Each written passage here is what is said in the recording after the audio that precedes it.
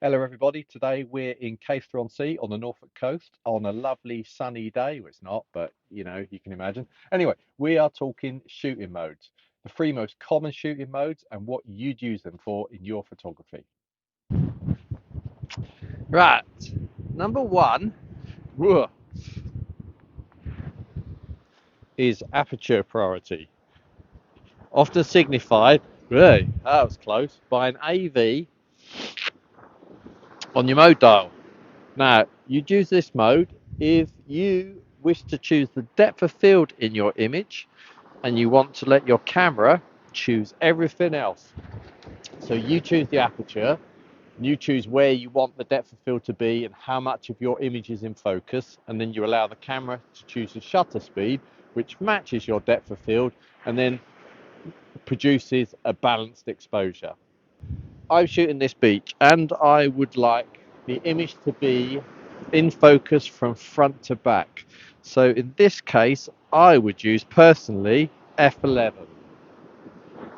So if I was shooting in aperture priority, I could just select f11 and then I can just allow my camera to choose the correct shutter speed for me. Ooh, excuse me. To balance the exposure. So for instance, I'll take this shot. So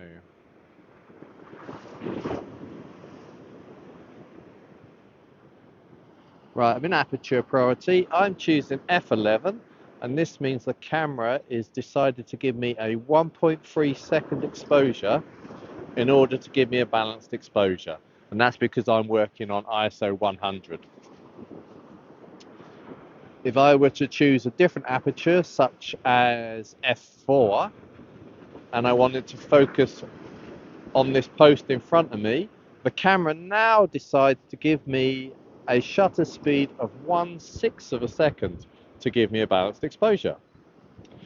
So basically the camera is choosing everything for you except your depth of field, which you're doing yourself.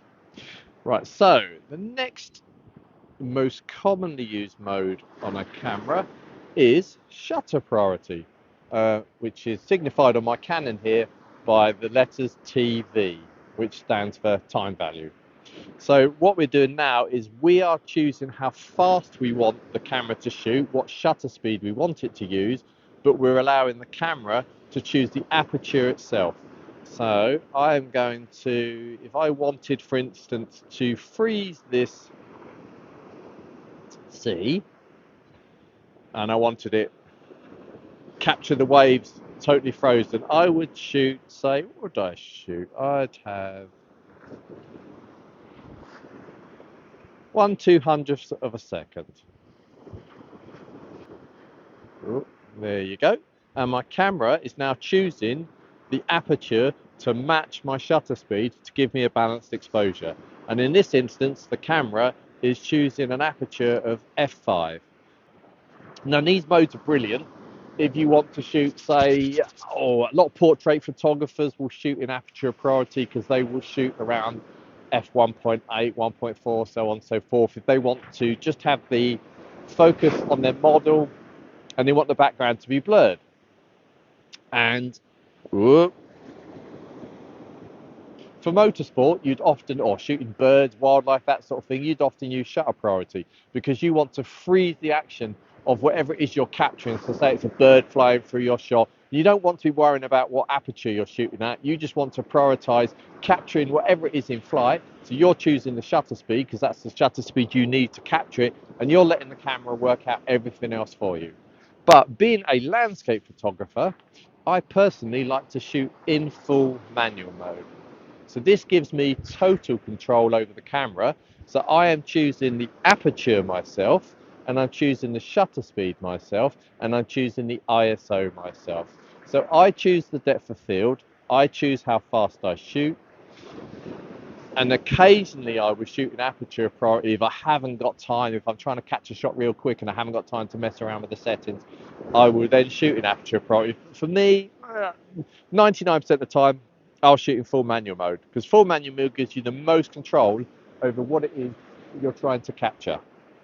So a lot of people who follow my photography will know that I do use ND filters a lot. So what I've got on here is I've got this 6-stop filter, and that stops 6 stops of light coming into my camera. So I would need to up my exposure accordingly to be able to get a balanced exposure. So if I take this off and I'm shooting in manual mode and I choose ISO 100,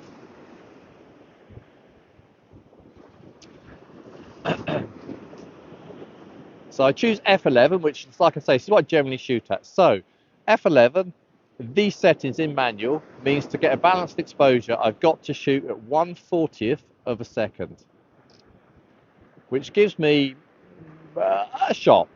So it's not particularly pleasing. I mean, it's a bit of a grey day anyway, but for me, the waves aren't really bold enough for me to bother to freeze them in action.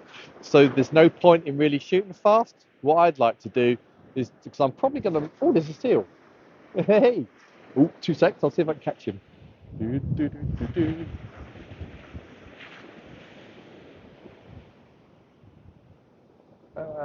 Where's he gone? Ah, you're a bugger. There he is. I don't know if you can see him just in the surf there. His head popped out. He's come to say hello, wondering what I'm up to. Anyway, back to where we were. Ooh, a seal. Right. Ah, I've totally lost my train of thought now. Ah, yes. So, I'm using an ND filter to slow down my exposure. And I'm probably going to monochrome this shot because there's no real colour in the sky. There's nothing really pleasing. No real reason for me to leave this as a colour shot. So I'm going to basically monochrome it, and then I'm going to rely on the tones in the shot to convey what I want in this image. So if I put my ND filter on here, he's come right in close. It now says if I shoot a 40th of a second, obviously my image is massively underexposed. So I will slow down my shot. And now, in order to get a balanced exposure, I have to shoot a 1.6 second exposure. So I'm going to shoot that. And again, that's not particularly slow, and it's not really giving me anything that I would say is aesthetically pleasing in this shot. So I'm going to remove this 6-stop filter, and I'm going to change it for a 10-stop filter. And what the 10-stop filter does, the name's a bit of a giveaway, is it slows down your image by 10 stops of light. So you have to use an even slower shutter speed in order to get a balanced exposure.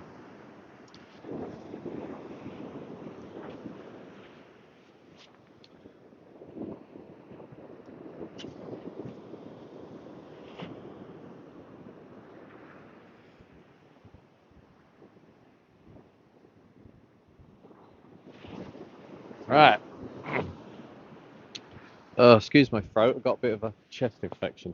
Right, so now I am going to have to shoot a 25-second exposure in order to get a balanced exposure, because I am now choosing my shutter speed, which is 25 seconds. I'm choosing my aperture, which is f11, because I want full depth of field front to rear, and I'm shooting on ISO 100, which gives me the best quality of image. So we just wait for that, where he's gone. There we go. So I'll pop that up on the screen now for you. So I like that. So we've got the wind farm in the back, and it's quite a cloudy day. So there's obviously the clouds, sorry, it is quite a cloudy day. It's also quite a windy day. It's quite a windy day. So obviously the clouds are moving pretty fast. So with a 25-second exposure, that is giving me a lot of movement in the clouds as well, which is giving me a lovely soft ethereal feel to my image. I don't want it too slow because I'll lose all detail in the sea. And I want a bit of tonality in the sea, so when I monochrome it, you can still see some of the details in the waves. Got back just in time to miss the rain, so winner winner chicken dinner. Right, so thank you very much for watching. If you like my videos, please feel free to subscribe and leave a like, and I will be back again with a video very soon. Thanks for watching. Catch you later.